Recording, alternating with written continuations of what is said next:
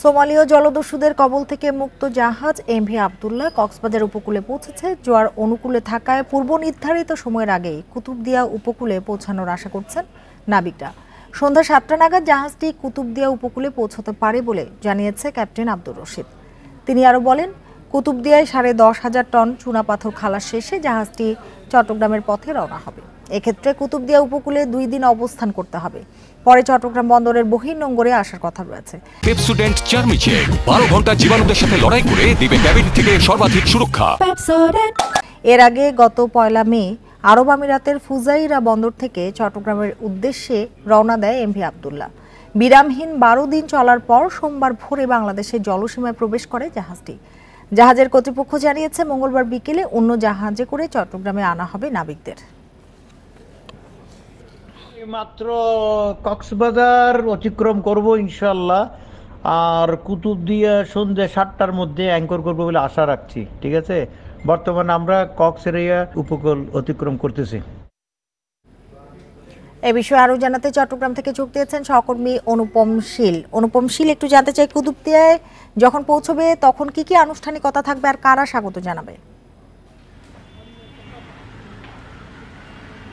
না, আসলে যে ধরনের আনুষ্ঠানিকতা একটি মানে কোনো পণ্যবাহী জাহাজের জন্য চট্টগ্রাম বন্দরের কর্তৃপক্ষ বা কাস্টমসের পক্ষ থেকে করা হয়, ঠিক একই রকম আনুষ্ঠানিকতা এখানে থাকছে, অর্থাৎ এখানে বাড়তি কিছু থাকছে না।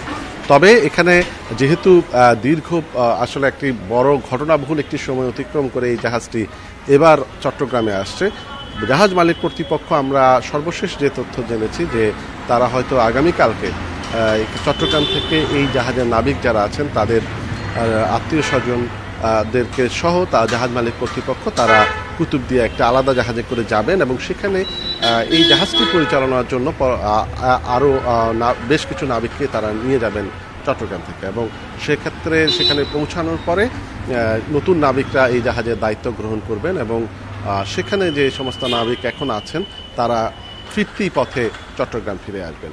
এই বিষয়টি নিয়ে আসলে আমরা একটু আগে খবরেও যে তথ্যটি জানিয়েছিলাম, এটি ঘন্টা দুয়েক আগে এই বিষয়টি আমাদেরকে ক্যাপ্টেন আব্দুর রশিদ তিনি আমাদেরকে এটি নিশ্চিত করেছিলেন, এবং আজকে সকালেও আমরা এই জাহাজ মালিক প্রতিষ্ঠান এসআর শিপিংয়ের বিভিন্ন স্তরের কর্মকর্তাদের সাথে কথা বলেছিলাম, তারাও আমাদেরকে এই বিষয়টি জানিয়েছেন, এবং সেক্ষেত্রে হয়তো চট্টগ্রামে ফিরে আসার পরে গণমাধ্যম কর্মীদের সাথে তারা হয়তো এই বিষয়টি নিয়ে বিস্তারিত কথাবার্তা বলবেন।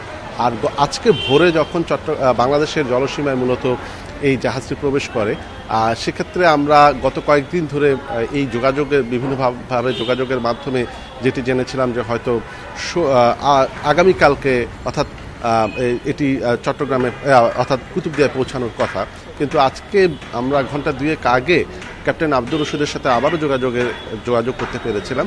তিনি সে সময় জানিয়েছেন যে বর্তমানে তার জাহাজের যে গতি সেটি আগে 10 নটিক্যাল মাইল ছিল প্রতি ঘন্টা, এখন সেটি 12 নটিক্যাল মাইলের কিছুটা বেশি, কারণ ইতিমধ্যে তারা জোয়ারের দিকে অগ্রসর হচ্ছেন, অর্থাৎ জোয়ারের পানির অনুকূলে থাকায় তাদের এই গতিটি বাড়াতে পেরেছেন, এবং সেই জন্য তারা বেশ খানিকটা পথ এগিয়ে আছেন। এবং আমরা ঘন্টা দুয়েক আগে তারা যেটি জানিয়েছিলেন যে তারা কক্সবাজার উপকূলের কাছাকাছি আছেন, এবং হয়তো সন্ধে ৭টা নাগাদ তারা চট্টগ্রামে অর্থাৎ কুতুবদিয়ায় পৌঁছাবেন, এরকম একটি বিষয় আমাদেরকে জানিয়েছে। তবে আমরা ইতিমধ্যে আবার জানতে পেরেছি বিভিন্ন জায়গা থেকে যে তারা একেবারেই কাছাকাছি জায়গায় আছেন, হয়তো সন্ধ্যে 7টা পর্যন্ত অপেক্ষা করতে হবে না, তার আগেই পৌঁছে যাবে। এমভি আবদুল্লাহ কক্সবাজার উপকূলে পৌঁছেছে, সে বিষয়ে চট্টগ্রাম থেকে কথা হচ্ছিল সহকর্মী অনুপম শীলের সাথে।